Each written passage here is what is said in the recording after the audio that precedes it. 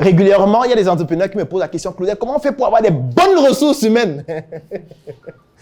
Comment on fait pour sélectionner les bonnes ressources humaines, les ressources compétentes, qui croient en ma vision, qui comprennent les enjeux, qui sont disciplinées, qui sont travailleuses? Moi, ça m'amuse toujours. En fait, si on était en mathématiques, on appellerait ça un non-sens. Parce que si tous les entrepreneurs disaient ça, ça veut dire que qui va donc travailler avec les cons? Vous êtes d'accord que les cons existent? Parce que c'est pour ça que je dis qu'en mathématiques, c'est un non-sens. Tous les entrepreneurs ne peuvent pas dire qu'on veut travailler avec les personnes excellentes, les personnes compétentes, les personnes consciencieuses, les personnes disciplinées. Attends, il y a aussi les indisciplinés. Bon, qui va donc travailler avec eux? Ou alors, eux, on les laisse tous au chômage et vous travaillez seulement avec les gens qui sont disciplinés. Non. Chacun de vous aura dans son équipe des idiots, des psychopathes, des schizophrènes. Vous tous, dans vos équipes, il y aura des fous habillés et parfois qui vont se déshabiller au fur et à mesure. Ne pensez pas que si tout le monde est avec les plus forts, les autres vont nous faire comment? Déjà qu'il n'y a même pas assez de ressources. Qualifié, c'est même un autre débat. Et qualifié, il y a les ressources qui ne sont pas qualifiées, non? Ça veut dire que chacun de vous aura à la fois les ressources qualifiées et non qualifiées. Vous ne pouvez pas tous avoir les ressources qualifiées. Je prends un exemple. Si on dit que on va créer un garage et on veut les mécaniciens, et tous ceux qui créent les garages disent on veut les mécaniciens qualifiés, compétents, qui sont disciplinés. On va les prendre où? Moi, c'est la question que j'ai envie de vous poser. Est-ce qu'il y a une école qui forme les garagistes compétents, disciplinés, en quantité suffisante pour que tout le monde en ait et soit content? Il n'y en a pas. C'est que parfois, tu dois recruter même quelqu'un qui ne comprend même rien. Parfois, tu seras obligé, puisque tu n'en trouves pas. Et quand tu prends quelqu'un qui ne comprend pas le métier, ça veut dire que ce qu'il va comprendre va dépendre toi-même de ce que toi tu comprends. Puisque c'est toi qui vas lui transmettre ce qu'il connaît. Même si tu veux qu'il aille se faire former, c'est toi qui vas choisir où il va aller se faire former, puisque tu vas le former en fonction de tes moyens. Parce qu'il y a peut-être 10 écoles. Une école, c'est 10 millions. L'autre école, c'est 3 millions. L'autre école, c'est 1 million. Comme tu n'as pas assez d'argent, tu l'envoies dans l'école de 1 million. Ça veut dire que toi, tu es en train de faire en sorte que son étalon de compétence soit au niveau de tes moyens. Et quand il va revenir travailler, il aura une compétence qui est fonction de ce que toi-même tu es. Tout le monde n'aura pas les compétents, les disciplinés, les excellents, non. Parfois même, vous n'aurez que des idiots. Et que vous aurez une entreprise qui a 10 idiots. Vous avez 10 personnes, les 10 sont idiotes. Mais c'est vous le chef d'orchestre. Donc c'est vous qui devez dire les 4-ci. Vous allez être ténor. Voilà comment être ténor. Vous les 4-ci, vous allez être soprano. Les 2 qui restent ici, toi tu seras basse, toi tu seras alto. Et à chacun, je vais vous apprendre comment faire pour devenir alto. Ça veut dire quoi? Ça veut dire que tu dois maîtriser les 4, non? Et que tu ne te prépares pas à ça, tu veux créer plusieurs entreprises, tu vas devenir fou. Tu vas devenir fou tout simplement. Parce que personne ne va faire ce travail à ta place puisque c'est ton entreprise. Et l'argent ne peut pas faire ça. Parce que même si on te donne l'argent, il faut toujours bien sélectionner les gens. Ce n'est pas l'argent qui sélectionne les gens. Ce n'est pas l'argent qui forme les gens. Encore que tu peux payer pour qu'on forme quelqu'un, on le forme mal.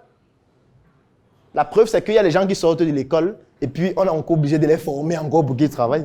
Puisque on se rend compte qu'ils ont passé le temps à faxer.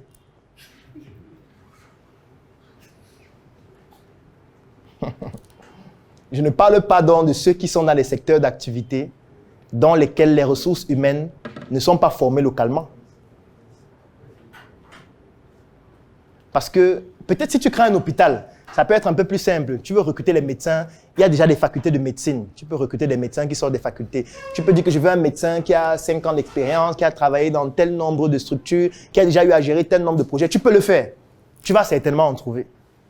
Si tu veux recruter des juristes, tu dis que je veux par exemple un avocat ou un juriste d'affaires qui a fait ceci, tu vas forcément en trouver. Mais parfois, vous vous lancez dans des business dans lesquels il n'existe aucune école qui forme les ressources pour pouvoir travailler dans ces business. Qui peut me donner un exemple de business dans lequel les ressources que vous recherchez, il n'y a pas d'école qui les forme localement? Quel business? Le magicien, par exemple. C'est pour ça que jusqu'à aujourd'hui, il est le seul magicien.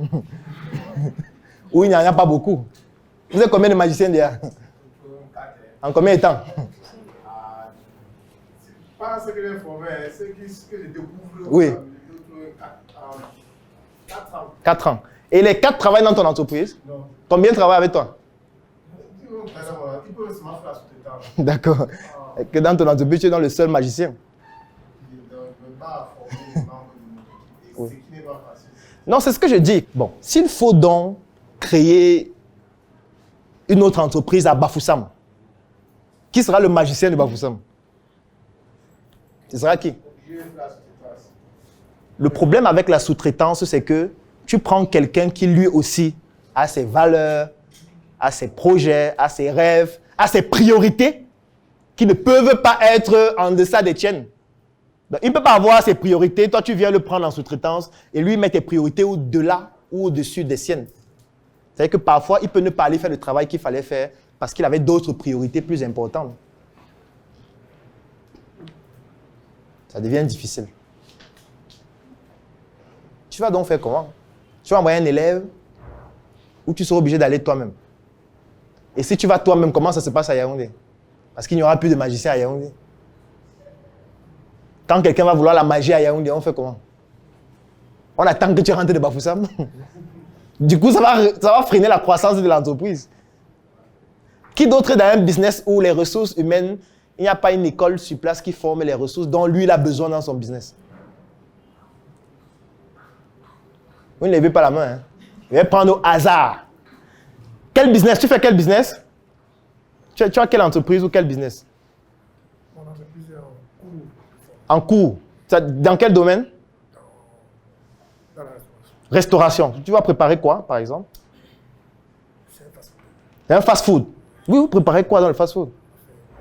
Les omelettes. Les frites. Oui. Tu vas recruter les gens où? Dans un premier temps, je vais choquer d'abord moi-même. Tu vas cuisiner toi-même. Ok. Bon, non, c'est normal, non? Il faut qu'il apprenne à faire lui-même. Ah, ok. Il faut qu'il a. Bon, il dit qu'il va apprendre à faire lui-même. Mais j'ai envie de dire que. Est-ce que. Je vais appliquer le peu que je connais déjà. Oui, supposons que tu es le magicien des œufs, tu sais bien faire les œufs et tout ça. Tu vas faire donc toi-même au début la magie des œufs. Alors maintenant, la question que je pose, c'est est-ce qu'il y a une école qui forme les gens à faire les œufs? Est-ce qu'il y a une école où quand quelqu'un sort de là, les œufs c'est la magie? Quand il prend la poêle, il fait des choses terribles. Ça veut dire que tu vas recruter des gens que tu vas former. C'est tout. Parce que peut-être quelqu'un lui faisait souvent les œufs à la maison, mais il ne fait pas forcément comme toi tu veux qu'on fasse dans ton entreprise. Ce n'est pas la même chose. Parce que lui, peut-être à la maison, il prenait 4 œufs, il prenait le spaghetti, il verse à l'intérieur parce qu'il fait pour lui. Là, il faut faire pour les clients et il faut que ce soit rentable. C'est-à-dire qu'en choisissant les spaghettis là, il faut qu'un paquet fasse peut-être tel nombre d'œufs. Ça correspond à tel nombre pour que ce soit rentable. Et s'il prend un paquet, il prend la moitié, il verse dans 4 œufs. Après 2 semaines, on a fait faillite. Donc, il va falloir que tu lui apprennes comment utiliser les spaghettis là. Ça veut dire que tu es en train de le former à zéro. Parce qu'il n'y a pas une école qui le prépare à être calibré pour faire exactement ce que tu veux.